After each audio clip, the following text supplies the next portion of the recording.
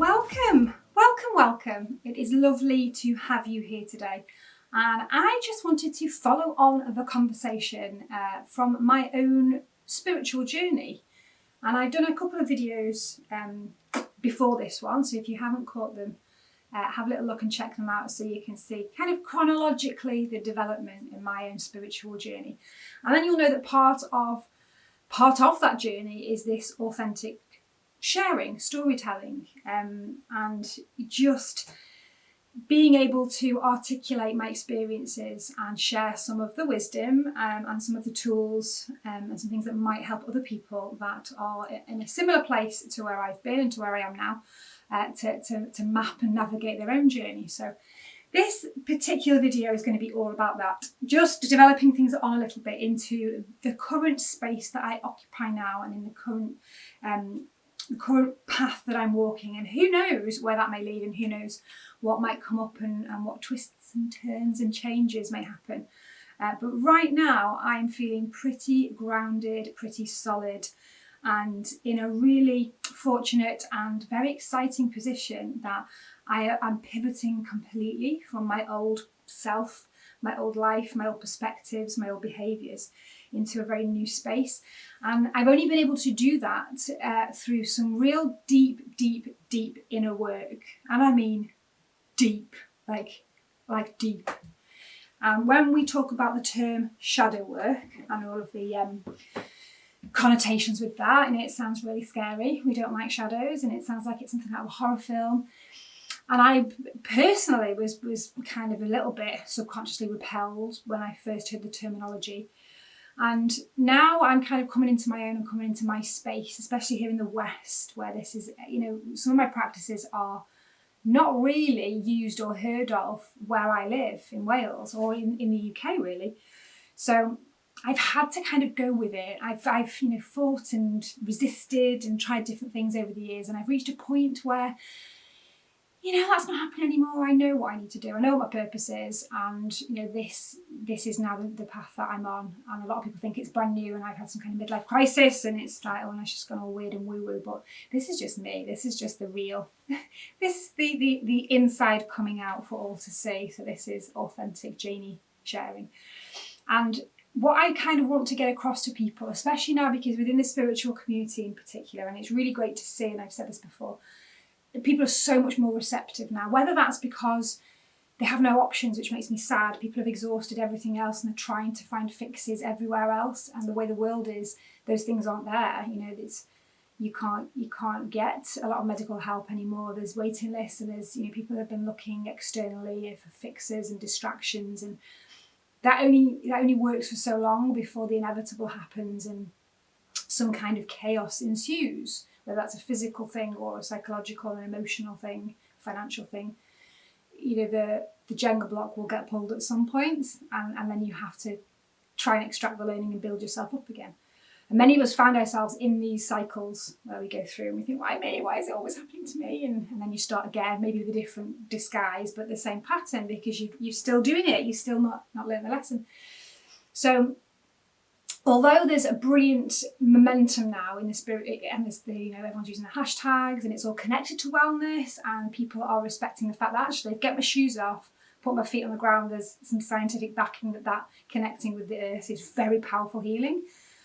I was saying this a few years ago, it's like, it's just being a weird old new age hippie again, and the tree huggers over there, you just don't go near them because they're weird. And now it's like, well, hang on, we've just got some science to show that there's massive health benefits to connecting with nature. Win it. I don't care, it's fine, as long as it's happening. It doesn't matter why it's happening. But there is this love and light revolution, should we call it, this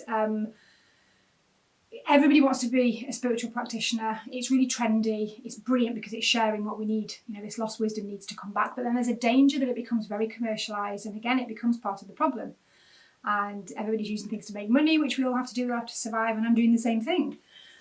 But we have to really watch this, because this is such important wisdom and knowledge, and we're at a crucial point in humanity where we have to make these shifts and changes, and we have to get it right. So if we go too far down the commercial route and everybody and their dog is all of a sudden selling crystals and bits of glass and things without knowledge of what they're doing it for or why, it's just a trendy thing to do.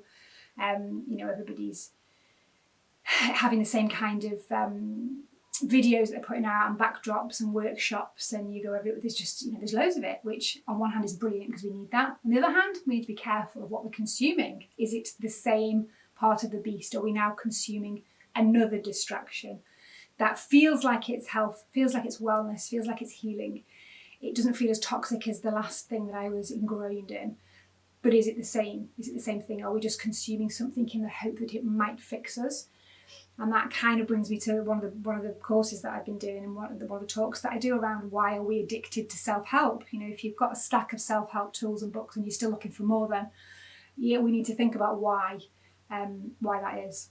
Is there something else going on? You see what I mean? We have to kind of dissect that. And for me, and a lot of you guys out there that are in my community already, we have this conversation. So if you are a practitioner, if you're already in the community as a practitioner or healer, you will know straight away what I mean when I say that there is a lot of toxicity, and the general public don't, as far as everybody in Muggle land, should we call it, is concerned, everybody who does anything in this realm is a beautiful, amazing angel soul who is just here for the benefit of the greater good.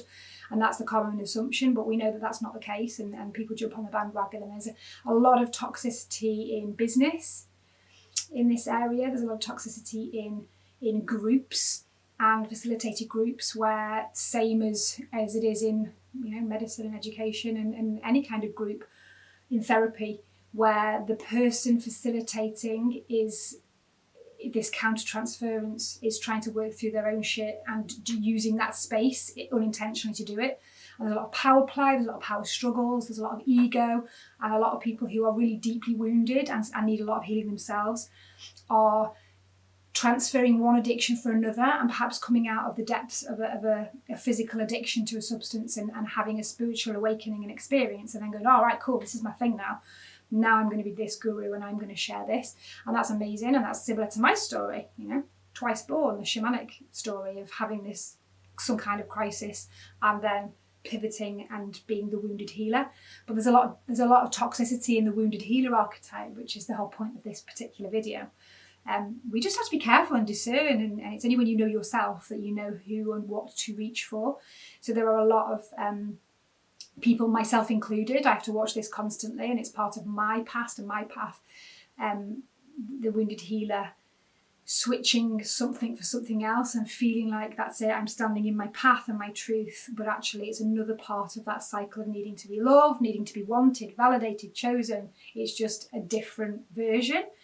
And that's tough, especially when you've worked really hard and you've got your discipline and your practice and everything's great. But I would say that if things are still resisting, and if something in your life is not going right, and there's still toxicity and drama and stuff happening and shit all over the place, it's probably because you're in that cycle still, and that's confusing and difficult. But I would imagine that's why. So, incredibly long story, a little bit shorter. This process is something that I've been through, particularly, obviously the last 10 years since my Peru trek, which you'll know about if you've watched that particular episode, seen my video. But 10 years for sure, this absolute shadow work, immersion, I can't even tell you because it takes too long, but I might do more episodes. Learning after learning after learning after learning. Deep psychological, emotional, inner child stuff coming up to be purged and processed and worked on. And there's some great memes out there that will show spiritual development, spiritual awakening, spiritual enlightenment, however you term it, is not all namaste, lotus position, sunshine and rainbows. It's like a rebirth, literally. I joked with someone a while ago that those of you who have been through childbirth will know this. I feel like I'm stuck at 9.5 centimetres and there's no way out, and I'm just stuck there because it's so painful. It's just really, really painful to experience. But there is hope. It's having that faith in something bigger than, and that can be religious and that can be non-religious, it can be spiritual, it can be non-spiritual. Having some kind of faith in something bigger than yourself.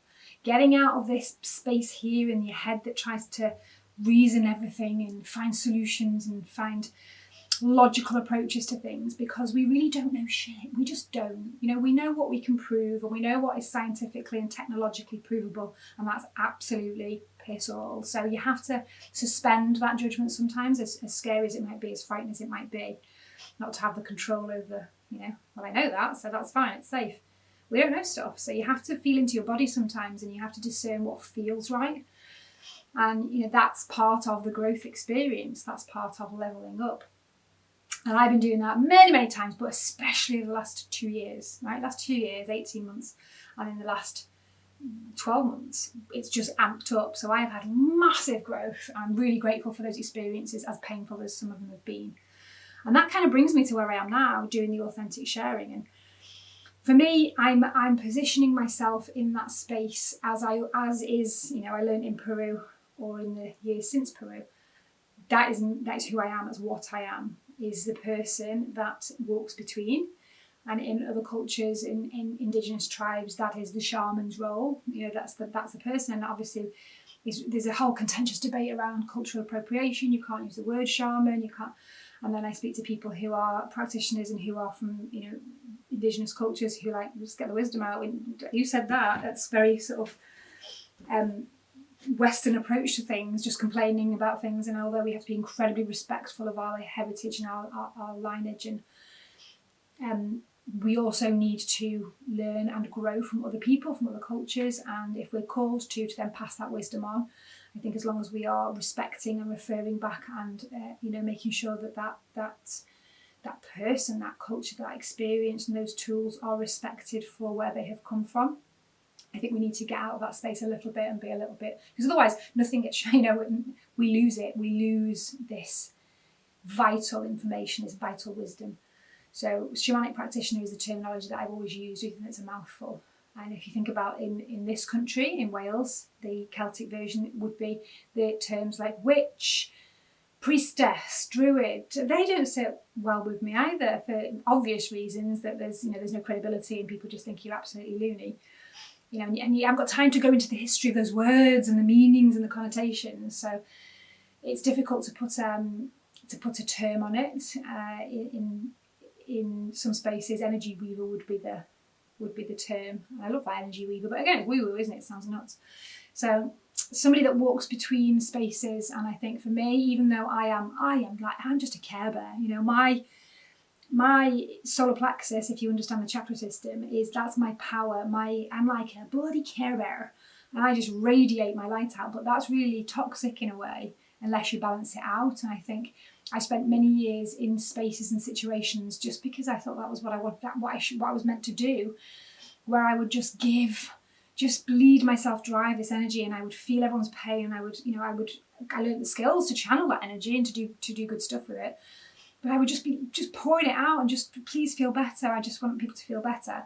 And then what happens is you have those codependent relationships because people feel better in a room with you. They don't know why. You don't talk to them about energy or explain me this process.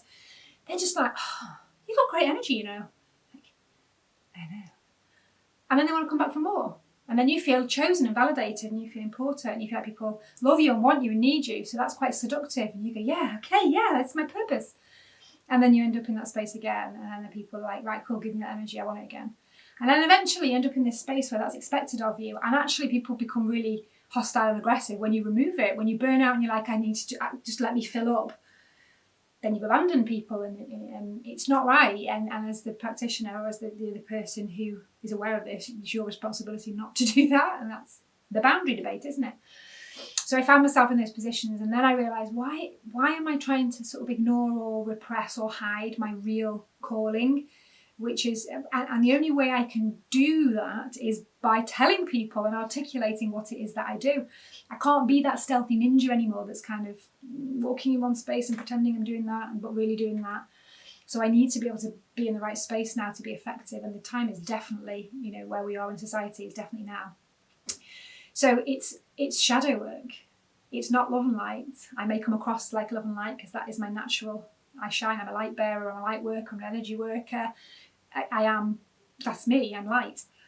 However, my role and my job and my purpose is to support people out of the dark, and I have to be able to learn how to get into the dark, how to move in the space, support myself, protect myself when working with people who are, either in the depths of despair and need someone to shine a light and hold their hand and help them back out again, Or if people, and you may be one of them, if people are in a space where they think they're winning at life, but then they realise that they're unfulfilled and there is something there that is not what they thought it was. Like my past experience, you think, this is on my bucket list, I've sussed it out, everything's great. Why do I not feel fulfilled? Why am I in pain? Why am I physically in pain? Why do I have these addictions? Why do I behave like this? Because something isn't right. There is some hidden program under the surface. It could be a childhood wound. It could be a soul scar, I call them, energy wounds and soul scars. There's something there that needs uninstalling in order for you to actually level up properly and not just mask it. So if that's you, that's the same thing, is then going from a space where you have the mask of perfection and everything on the surface seems great, and then having the courage and helping people to have the courage to actually step back and dive down into the shadows to unpick, to find what's hidden and being very insidious and holding you back. Shine a light on that, process it, purge it, release it, and then you're off. So that's my role, and it's a very exciting and interesting role. And it's something that people don't understand very much. So, and I think you don't have to understand it. You just have to understand that it's there. You know, you don't need to know how the ins and outs and how it works. And the way that it's going to be working so that I can show up as authentically as I can and that I can protect my own energy and my boundaries from my learning is digital platform in particular. So digitally, you'll be able to access all of my stuff. I've been recording away furiously. I've got some really incredible interactive stuff.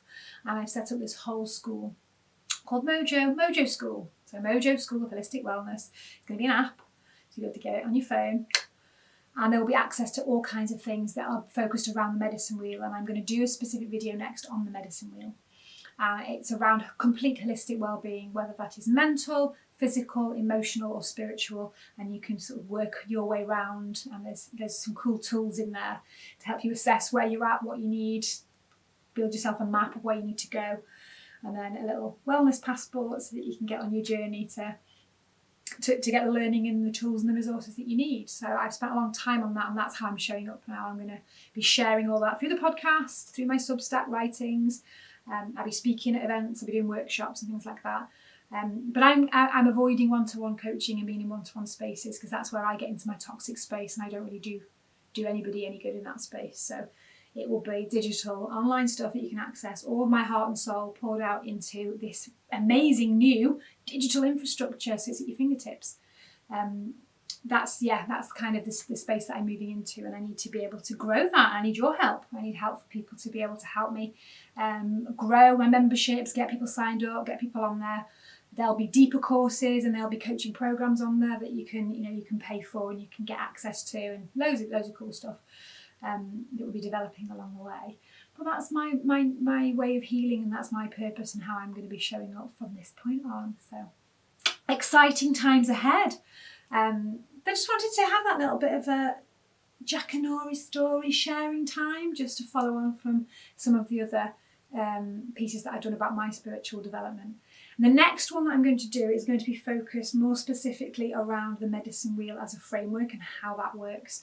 And then I'm going to have a few tools on Mojo School that you'll be able to access when you sign up as a member. You'll be able to access to embody that and to actually to have a go at linking in with that kind of knowledge and that kind of framework and that kind of space, and see how it works in your life. So lots of things to come, my friends, lots of things to come. And of course there'll be a lot more guests and amazing people that I've met on my travels and will continue to meet, that I will be recording and sitting down and chatting with, just to keep sharing some of the good stuff. So I hope you have a beautiful rest of the day, whatever you are doing, and the rest of the week, and I will see you again for the next one very soon.